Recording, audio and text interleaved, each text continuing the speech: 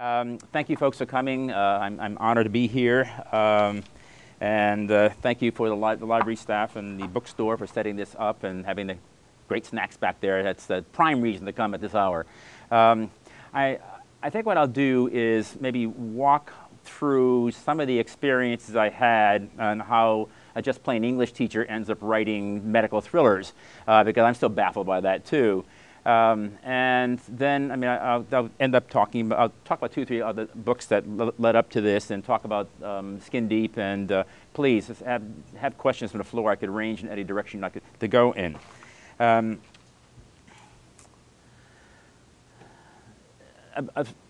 Well, I mentioned that I teach a course in horror fiction, and some years back we were lucky enough to get Stephen King to show up to class. And you know, I had not announced to my students that he was coming the day before. We were doing The Shining, I think, and someone said, why do you think King put this in here?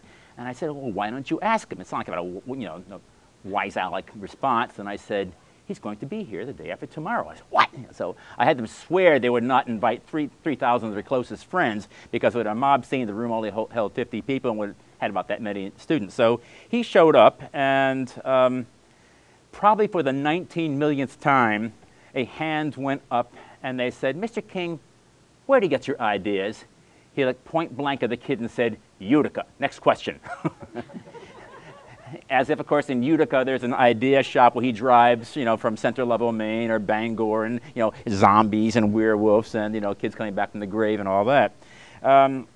The short answer, and maybe boring answer, is that, of course, writers make their ideas up. But in reality, they come from a variety of places. Overheard conversation, something you see on television or in the movies, something you read in the newspaper, or an experience you had. Or it could be like an artifact or a fossil that's been with you for a long time, and that you just never said, you're standing in front of the forest and don't see the trees. Hey, that is a great story idea. 4 or 5 books back, 5 books back rather, I had, well, let's put it this way. Maybe it was out of arrogance or just something that had been in me for a long while. I was teaching, I mentioned The Shining by Stephen King, and I liked the characterization, I liked the intensity, I liked the plot-turning quality of the narrative. It had a narrative thrust that I could identify with, and I said, this is really good. And he was just becoming the superstar. This is back in 1980, 82 or so. I said, I could try this. I could try my hand at writing it myself. Knowing how difficult it was, I knew when I was a physics major I wanted to write, and I was doing, writing for the Tech News, Worcester Polytechnic Institute's newspaper, and the magazine I'd started, and this and that. So I was much more familiar with words, and I could see words and handle words. I couldn't see atoms, and I hear what you do with atoms. They sometimes cause problems.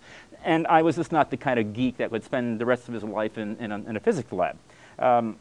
So I decided I wanted to teach English, and someone said to me, there are 3 wonderful things about teaching: June, July, and August. So if you want to write, that's the time to do it. So I wrote, the attraction to thrillers and mysteries, and I'll make a distinction shortly.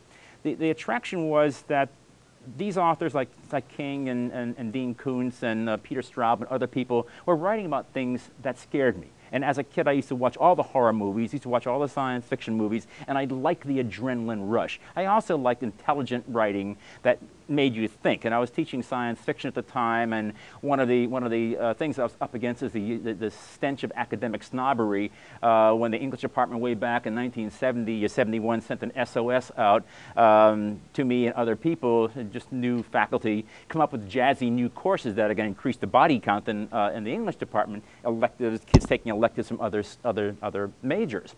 And I came up with science fiction, and I had to somehow justify it, because the attitude back then was that science fiction, that's kiddie literature, or maybe kiddie litter.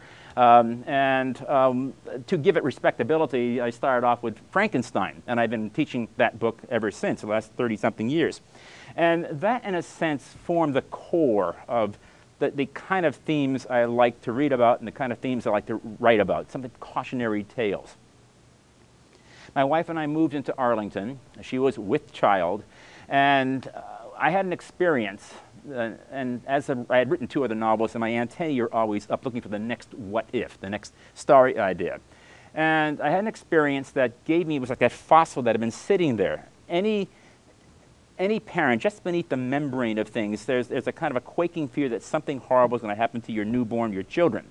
And we had moved into a new house, and we put a fortune into stripping the place of all the lead paint, all the asbestos. We had radon gas tests done in the backyard. One night I found my wife in the backyard with a Geiger counter looking for radioactive waste.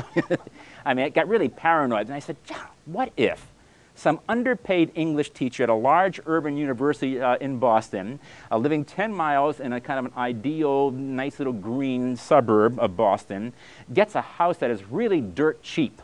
He doesn't know why it's dirt cheap, but he gets this house at really way below market price and builds himself the all-American dream swimming pool in the backyard. And then I began to think, and what if that all-American swimming pool is sitting on a waste dump that was there for the last 30-something years by some harebrained laboratory scheme supported by the military that was trying to desperately end the Vietnam War with some chemical awful stuff, and the canisters which held this stuff, is crushed by the heavy equipment that builds the pool, and that bad toxin leaches into the water supply and affects a 12 or 13-year-old boy living in that house. And that became the notion of the storyline for something I wrote called Rough Beast, which is the last book under my real name, Goshgarian. And there's a cover-up that goes to the White House, and what happens is the toxin, I wanted to deal with the theme of a rapid loss of innocence.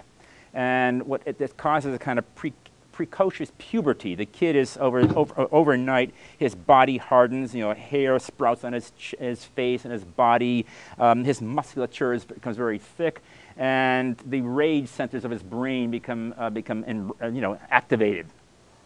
If you met my 2 sons, you know where the idea came from. Antichrist 1 and 2. But it did well, and it got a movie option. They didn't make a movie out of it, but it got very nice reviews. And then the publisher said, how about giving us more of the same? And you're like, rougher beast? More of the same what? He said, more of the same quasi-medical thriller or biomedical thriller that is centered around the American family, has a very strong female character, and because 80% of the books in America are purchased by women, that's also true of Men's Ties, by the way, they wanted to have a very strong female protagonist. And I have a very strong female protagonist I'm married to, Kathy Kruger, and I wouldn't be able to write otherwise. I base her, she's kind of a model for many of the females I have in my books. Any case, lead females. So I said, what does high concept mean? Something that would have the broadest appeal to the broadest audience. And we want it page-turnery, thrillerish, and by the way, thriller, a sidebar. Thrillers are easy to recognize, but like pornography, they're kind of hard to define. A thriller is often confused with mysteries, and they overlap because it's about crime, and there's sometimes espionage, and there's violence, and there are cliffhangery endings, and there's sometimes romance. But the essential difference is that a mystery is an intellectual exercise. There's a body of Charlie Brown is left in the prologue of the first chapter, and the investigator goes through the book putting together clues. It's an intellectual exercise of putting together clues, and you nab the killer at the end. So it is driven by a kind of a rational, logical procedure of putting together clues and information. A thriller is kind of the opposite. You may know who the bad guys are. You know that something bad is going to happen, and the whole book is about stopping the bad guys from setting off the bomb or releasing the virus, and in Yankee Stadium, whatever. You can tell I'm from Boston. Any case, so I said, we want you to write a thriller, the same kind of sense of dread, which is the engine that pulls it along, and kind of a medical stuff. So the good news was I had an assignment. The bad news was I had an assignment, because I was now kind of pigeonholed to having to write quasi-biomedical thrillers. And I'm an English teacher. I mean, I don't know, an amoeba from a kumquat, but I learned fast. And because I've been teaching here for a long time, I know people in the chemistry and the physics department, and the biology department. I could pick up the phone and say, get me from here to there, and make me sound like I know what I'm talking about. So they said, okay, deliver us your next manuscript in a year. And the clock starts ticking. Now, I write standalone novels. That is, I don't have a series character. And it's very hard to come up with a new, hot medical idea with no new cast of characters. And when you finish a book, it's like getting fired. You're pounding the metaphorical pavement trying to come up with the next what if. And they said, make it really big. The more they said, this is what we want, the more I started cringing. And I said, most novels, most movies are driven by the yearning for sex, power, or money. And I wanted something that transcended that. And for a month, two passed, I'm really now scrambling for an idea. And it was right there. Almost every other commercial on television, every ad is about youth. We live in a culture that adores the young and consumes and eats the old. Every other ad on television, put this in your hair, and get rid of the gray. Take Slim Fast and get back into life. Put this in your hair, put this on your face, do this or that. Look younger. Go back to where you used to be. Feel the vigor of youth again. And so I had been to Papua New Guinea. I spent a month or so there, and where the rainforest is as thick as fur. And I was there on something totally unrelated to writing. I was there on a diving expedition, and the host was a man who was one generation out of the Stone Age. And he took us to his village, where his uncle was the village shaman, who was dressed in a feather. But this guy represented 40,000 years of tribal medicinal, the tribal medicine, and he could walk through the bush and point to which plants healed, which plants killed. And there was a phenomenal range of flora, because the competition for survival is so great. They produce polymers, and at least 200 or 300 of which have become pharmaceuticals. This plant here is, you grind the roots down for this and mix it with pig fat and put it on your skin. You won't get stung by a bee. This is for headaches. This flower is for, menstrual cramps. This is for tumors. This is for open sore wounds. There was a plant for almost every human ailment. And so what about a plant that may, in fact, prolong life indefinitely? And so the idea for a book called Elixir was born out of that. And then, of course, I had a Boston-based biologist who went to Papua New Guinea and came back with a flower that would prolong life indefinitely. And like the Frankenstein story, there is no free lunch. And so there had to be a downside, and kind of built in a downside that made trying to keep the but the downside was that the good news is if you took this stuff, you would live indefinitely. The bad news is if you got off of it, you would fast forward age and die. And that would never get by the FDA, and it would become the world's hottest drug. So it was a nice pursuit novel. Now that did well. We got a movie option in that, and then I was fired again, looking for the next job. And I mean, it really, I know every novelist I know is always beset, what is the next storyline? Because what the publisher wants is for you to keep them coming, one a year. I can't do that.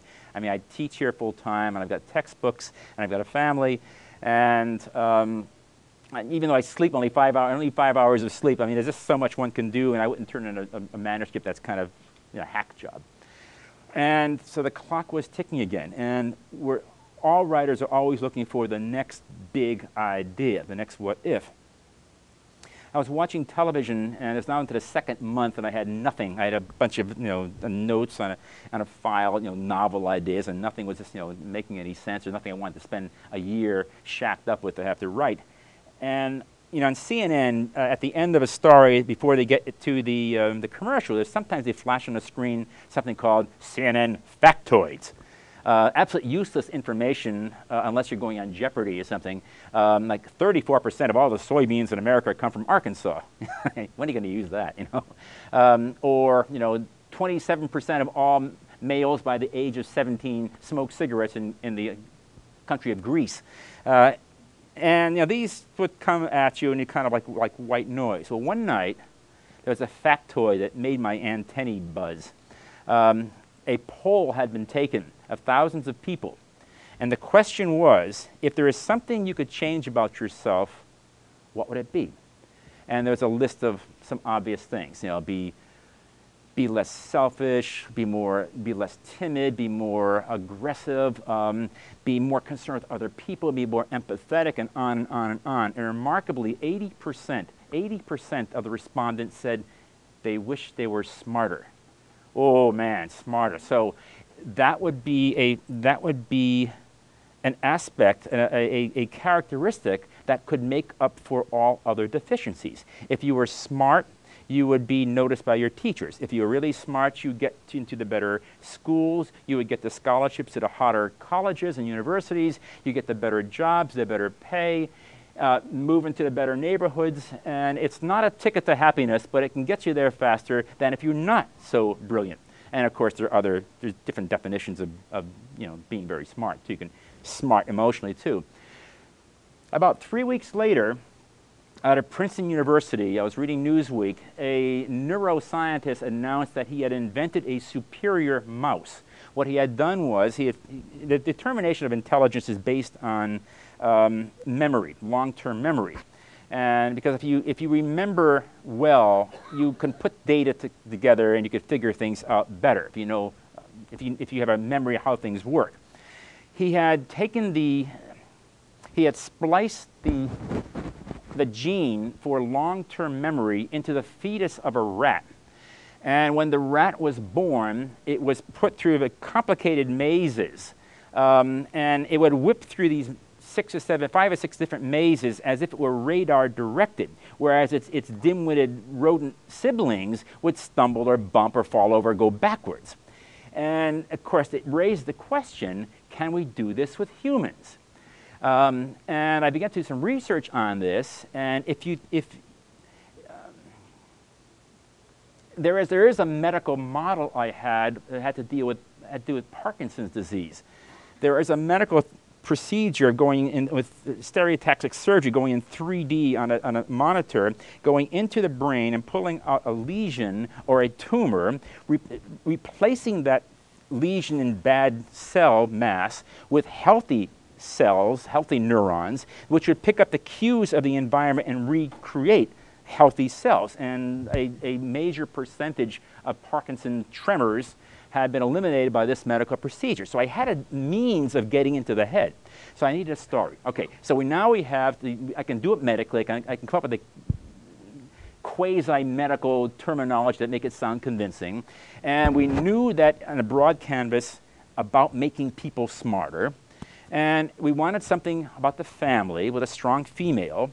And as I've had to think, again, just modeling after my own family, my own experience, I'm a teacher, I know kids with learning disabilities, things started gelling. And so I came up with a woman who seemed to have everything going for her. She was young, she was healthy, she was somewhat affluent, she had a seemingly happy marriage, and she had a gorgeous 6-year-old son. However, he is slow. He has an 80 IQ. And she learns in the early part of the novel, it's a book called Gray Matter, learns in the early part of the novel that a drug she had taken in college, recreational drug she had taken in college, is mutagenic and causes the children of women who had taken this drug to have a malformed brain, one side of their brain, and therefore accounting for the 80 IQ. And of course, she's ripped apart with grief, and she's terribly savaged by her own sense of guilt, and she lives in an affluent community where the rewards for intelligence are conspicuous in all the fancy cars and fancy degrees and this and that. And she hears through the grapevine about a very clandestine and expensive medical procedure. It turns slow kids into geniuses, and she's tempted. And of course, it raises the ethical question, as in the title Gray Matter. Would you do this to your child to make him or her a genius at the expense of perhaps of his personality? And that became Gray Matter. And while I was fired and had to come up with the next story idea. while I was writing that, I became interested in memory and the brain. And at the same time, coincidentally, my favorite aunt was fading from Alzheimer's disease. And she was a woman who had a very supple mind, and she was now beginning to bump down the staircase. And I had visited, she was in Watertown. I had visited her, and, frequently. She was now at a period in her decline where she was just babbling. Nothing was coherent. I was sitting with her and had a really very, very creepy moment that gave me the next what if. All of a sudden, while she's kind of babbling, she began to speak in absolutely clear, lucid English in a little girl voice, and she was having a conversation with her mother who had died 80 years before. And woo, on these woo-woo moments, and she's talking to Mom, and it's lucid, and the language is sharp and clear. She would lapse into Armenian conversation. Armenian, I knew a little bit of that, but she had not uttered a word in English or any language that was coherent for months. And now she's talking. Something happened in her brain. She had gotten caught into a little glitch and was having a private conversation with someone way in the past she had not seen for 80 years, and who died when she was 8. So I imagine, what if we could find a real hot pharmaceutical firm comes up with a trial drug that is dissolving the beta amyloid plaque in the brain, which turns your brain to gumballs and therefore accounts for the Alzheimer's disease and other dementia.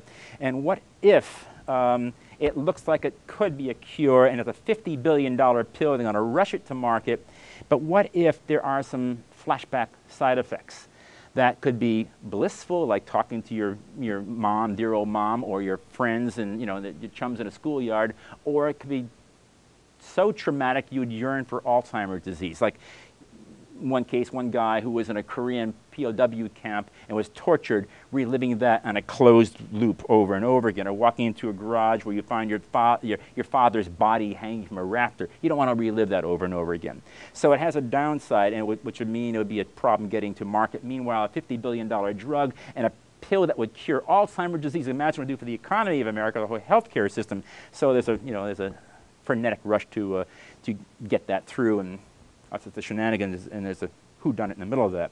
And that became Flashback. Now, I was fired again. Now, looking for the next one.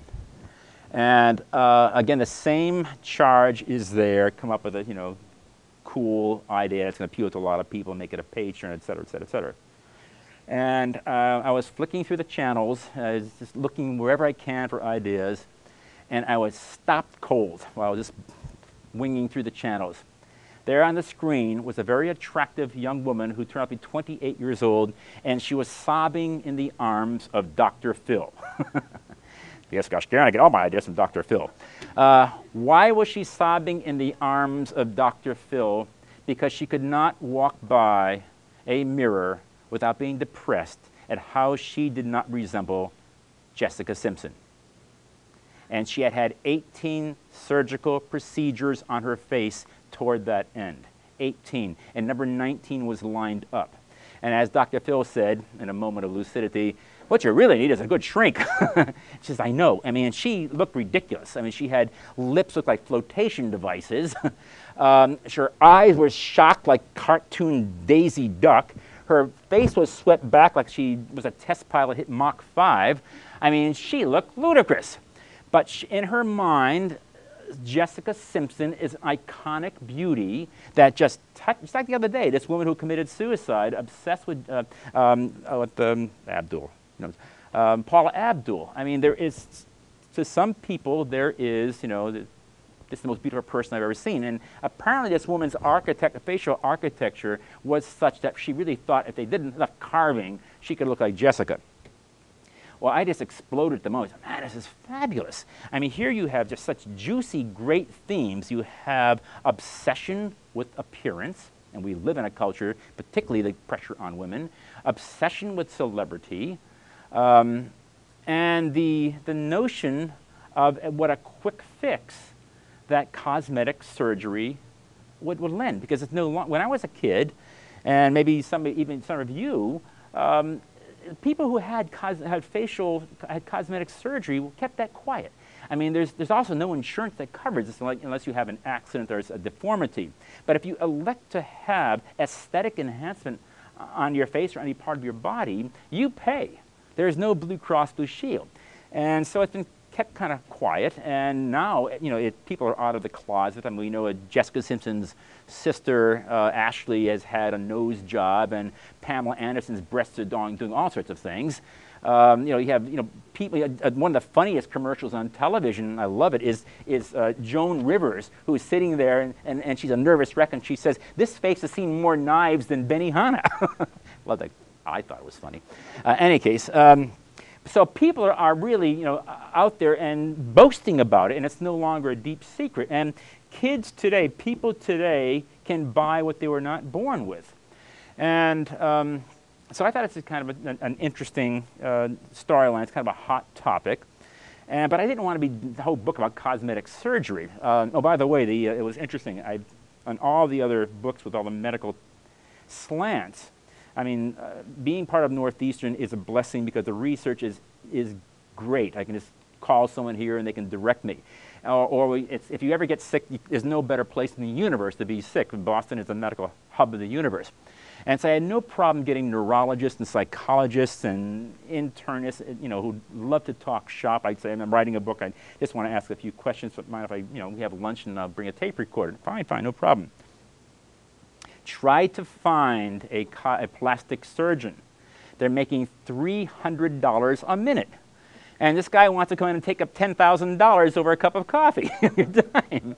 And also there's the ethical thing too. I mean, like, what about the doctor who would schedule this Jessica Simpson wannabe for another operation? I mean, it's obscene. That famous lion woman, Wilderstein, I forgot her company.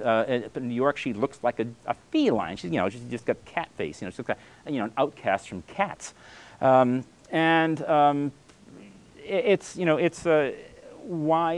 does a 2-hour surgical procedure cost $30,000 in Boston? Well, they'll say, well, in New York it costs $50,000, and Beverly Hills at $75,000. Of course, you can go to Billings, Montana, and get a face job for $3,000, but it might end up looking like a sheep too. Any case, so there are some ethical problems with that, and a notion that because we can do this means that every kid who's got a problem with his or her face should run to a surgeon and have it fixed. So this became fascinating. This is the most Northeastern book. There's scenes in the library, there's scenes in Shulman where I teach, and there's scenes at Connor Larkin across the street. And when so I had the MacGuffin, the Alfred Hitchcock term of medical, of cosmetic surgery, but I needed something bad to happen. I needed someone to investigate the bad thing. So I decided something I did not want to do in any of my novels, to make this something of a cop novel. And I needed a cop. It's okay, Bill. I needed a cop, and I needed someone to investigate. And I had a long time ago, well, come back to that.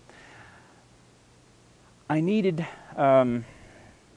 not just someone who could walk me through a crime scene, but I wanted to try to capture the essence of what it's like to be a homicide cop. I mean, writing a thriller that centers on a family. So the protagonist is a guy who's a cop. He teaches criminology nighttime at Northeastern University in Boston.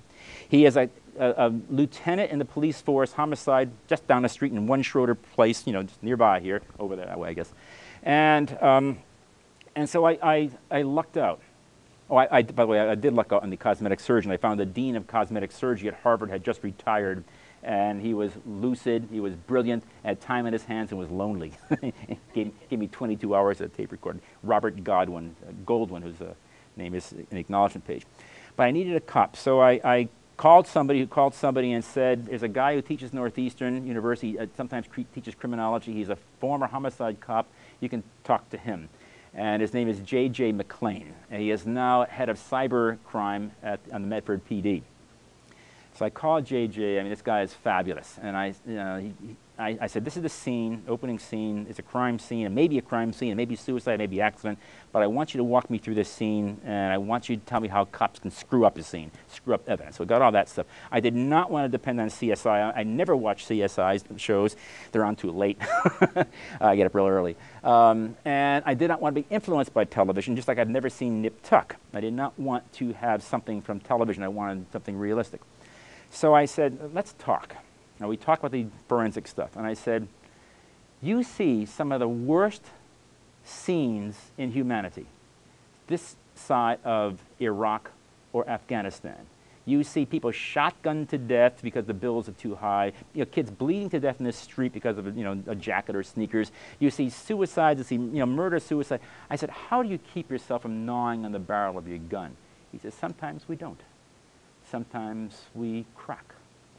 And sometimes we turn to prescription drugs and turn to alcohol. We take our lives, but every 6 months we have psychological counseling. And I said, tell me about, who do you trust? I said, you see the awful underbelly of society, what people can do to each other. He said, yeah, we get really cynical. We end up becoming misanthropic. We don't like the human race. And the only people we trust are other people in blue, other cops. And it's hard to say to your partner, I can't take this anymore. I can't sleep at night. I got the sweats. I have nightmares. I wake up screaming. My wife can't stand it. Either she's moved to the next bedroom. I think we're going to end up getting a divorce. So I wanted to have a cop who is beset, because you always set your stories, and thrillers in particular, because it's driven by the emotions of dread. You center your stories around the underdog. And I wanted a cop who's at the end of his rope. He's strung out in prescription drugs. He is addicted to, he has an alcohol problem. His wife has separated from him because he was caught with another woman some months before. And he adores her and wants to go back, because living apart from her is like trying to breathe on one lung. So I wanted him to want to get back, and I wanted him to conquer his demons. And he's heading up his investigation with some of those attractive women in Boston are being targeted by some stalker, and he is on this case. And then his wife announces, I think I need a lid lift. What do you think? And of course, the first thing that anyone who is in separation from your spouse thinks about, female particularly, a makeover. And he fears that makeover being this, but also he won't be part of her future. And that's all I'm going to say about the book. But in any case, it is, I'm pleased with it, and it works, and there are scenes all over this campus. And you'll see some familiar names, too. Please, questions?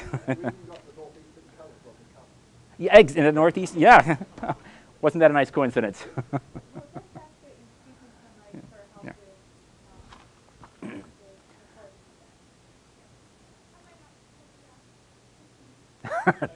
They're all asleep.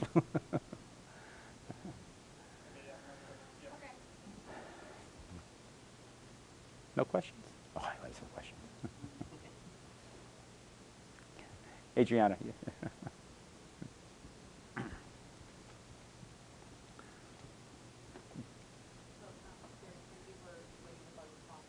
Sure, yeah. Mm-hmm.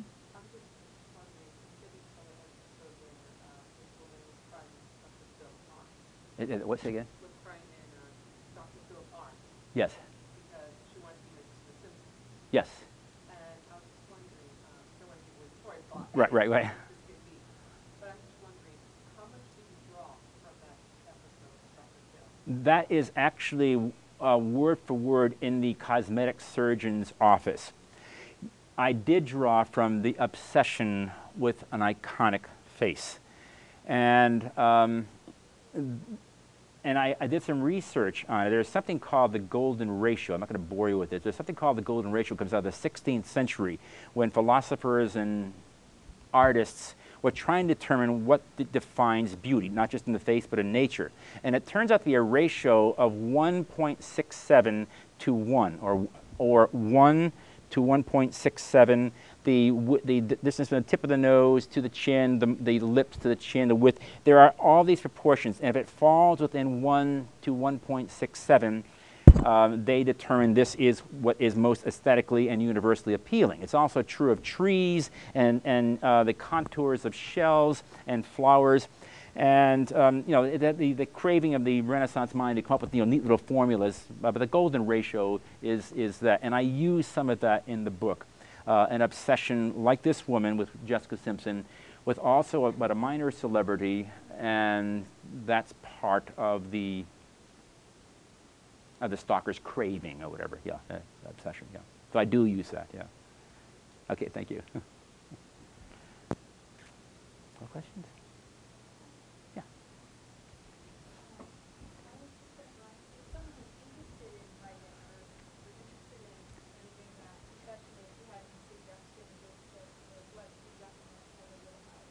For people who are interested in writing,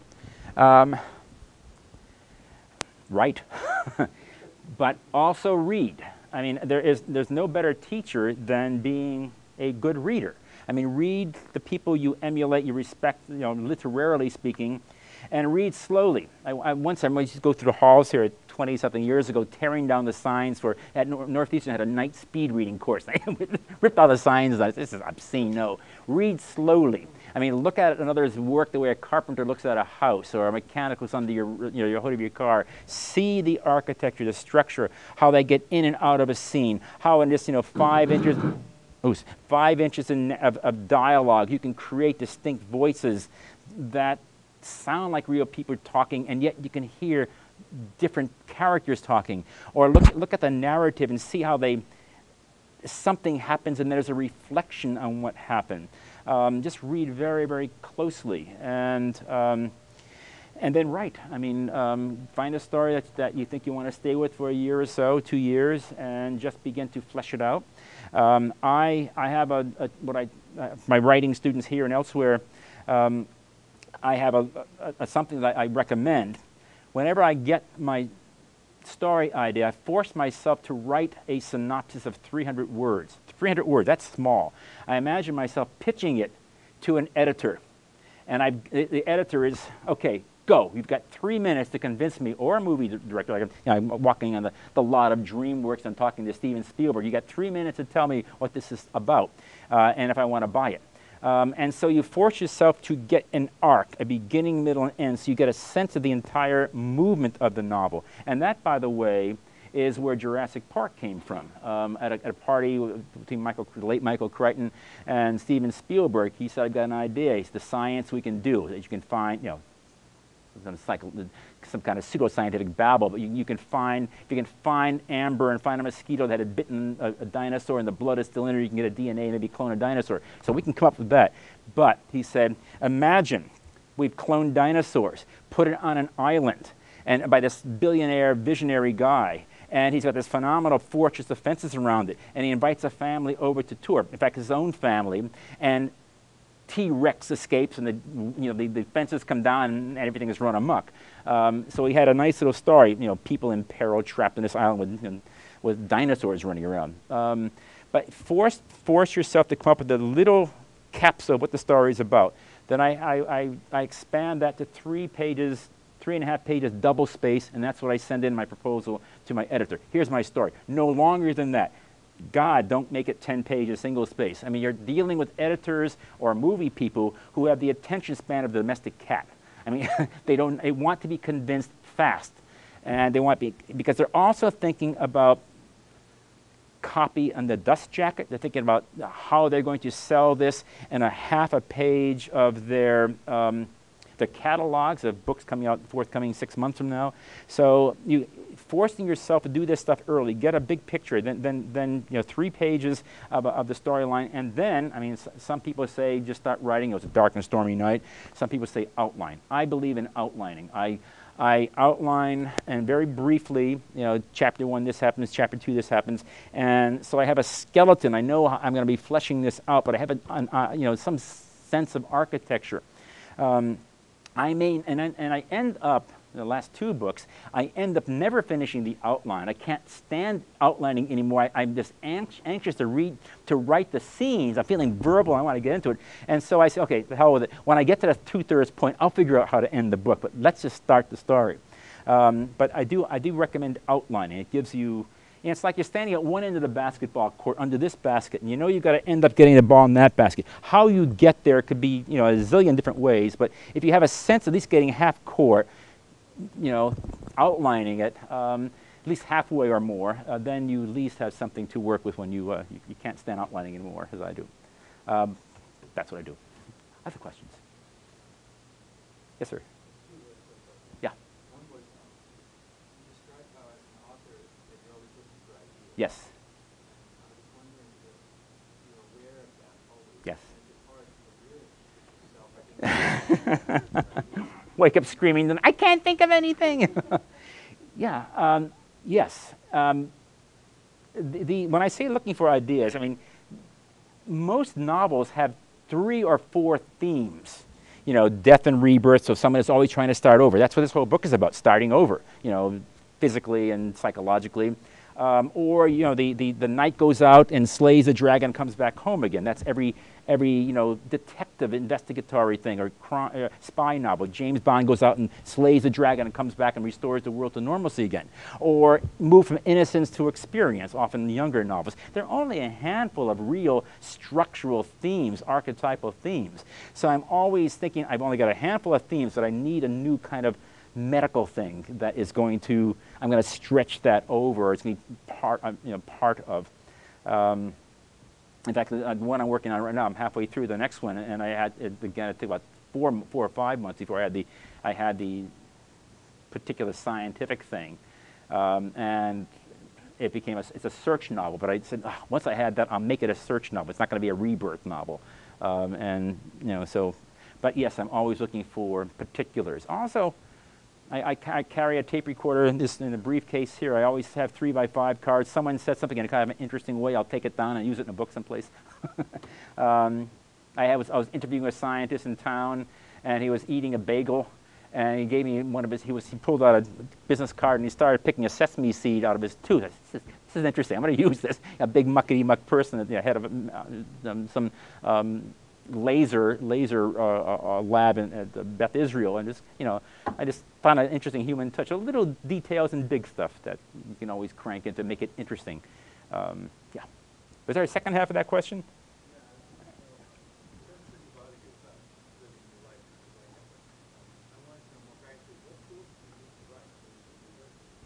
It's a lot of things. I use a computer. Yeah, I have hideous handwriting, as any of my students will attest to. I use a computer, and thank goodness for them, because my first novel came out in the early 80s, before a delete button. And I used to go in with, you know, whiteout with rollers and spray can and hose the stuff down with whiteout and cutting and pasting. I mean, I was spending more time doing this and you know, whiting stuff out. And now I hit this delete and move blocks of text around. Yeah. And my friend Tess Gerritsen, who, you know, Terry Gerritsen, Tess Gerritsen's her pen name. She writes medical thrillers. She writes on a legal pad with a pen. And I said, how could you do that? It's just so slow. I mean, but she could never compose on a computer. And, you know, and I have another, well, okay, yeah. Yes.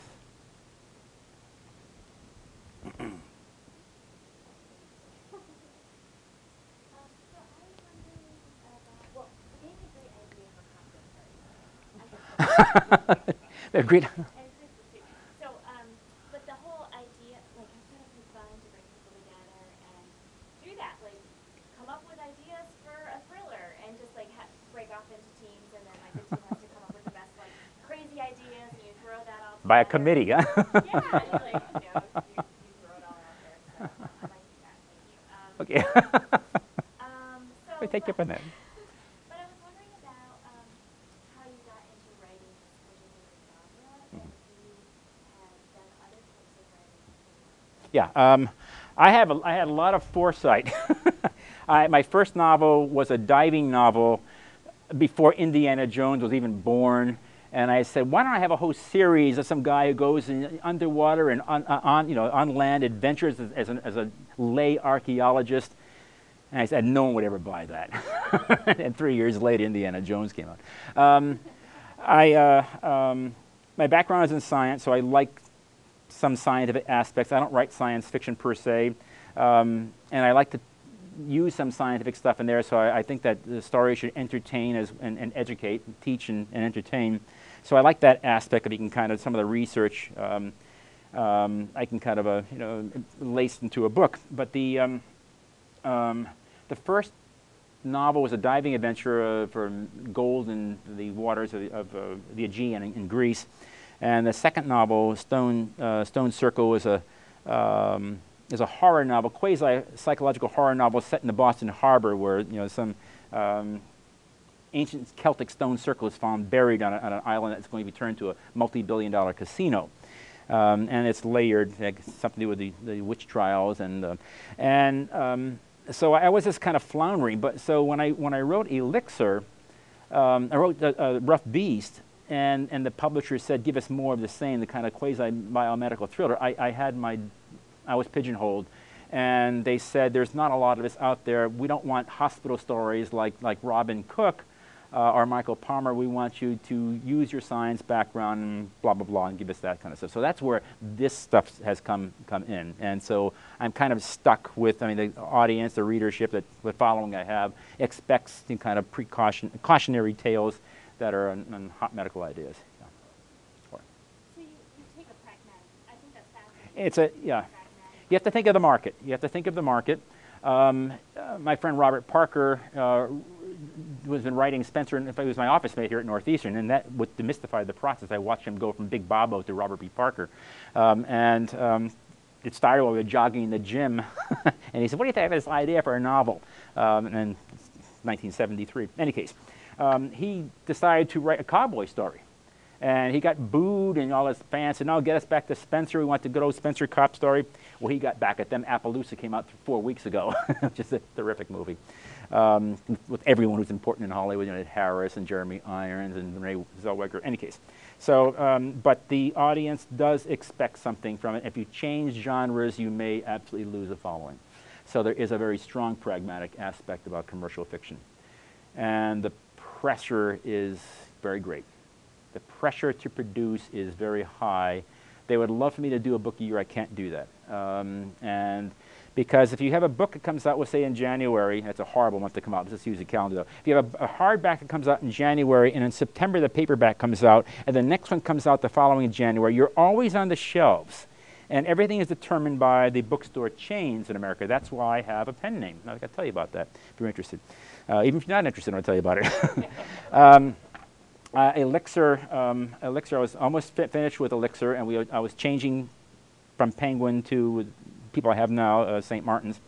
And Hollywood, I got a call from my agent and said, have you ever heard of Ridley Scott? I said, of course I heard Ridley Scott. Blade Runner, Alien, you know, Thelma and Louise. He said, he just finished a movie called Gladiator, and he's interested in optioning your movie, your novel. I said, God, Ridley Scott?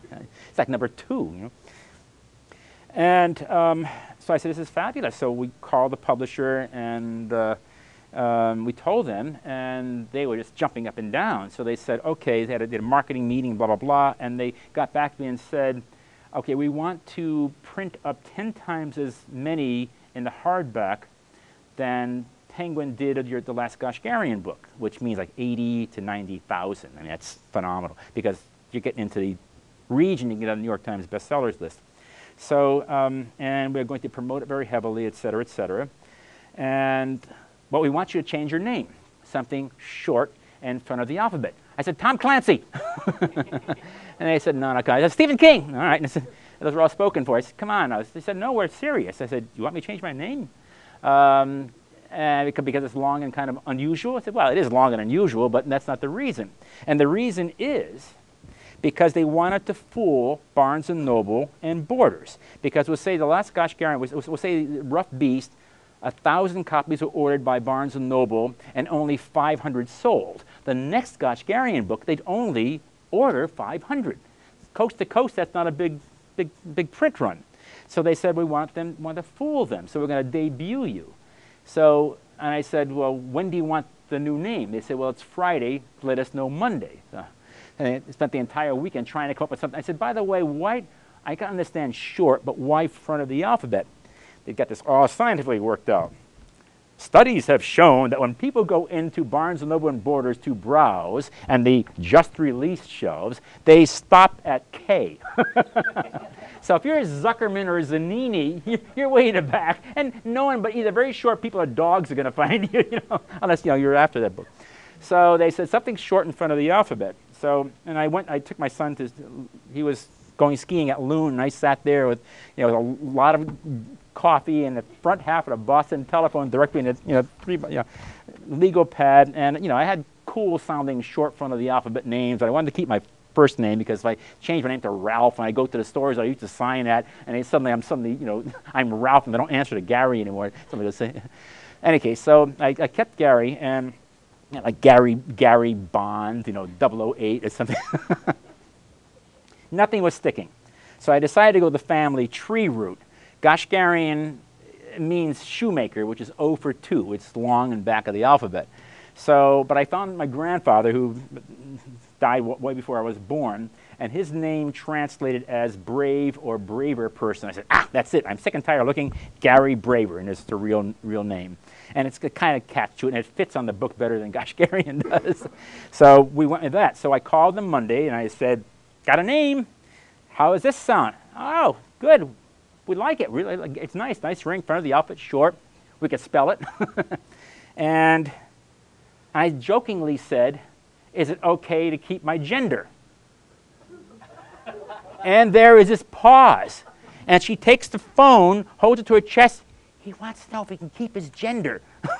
They're now thinking they're going to, I'm going to be Maeve Braver or something, have to show up in drag. I mean, and I said, look, I'm joking. I'm not, I'm not changing, because they're looking for trophy female authors. There are very few females who write thrillers. And here is this, an opportunity to have a gender change. So I didn't go with that. But so that is the power of the chain bookstores. I didn't know what the question was, but other questions? Sorry, I'm rambling so much. There's a lot of caffeine in this Coke. Yes, sir.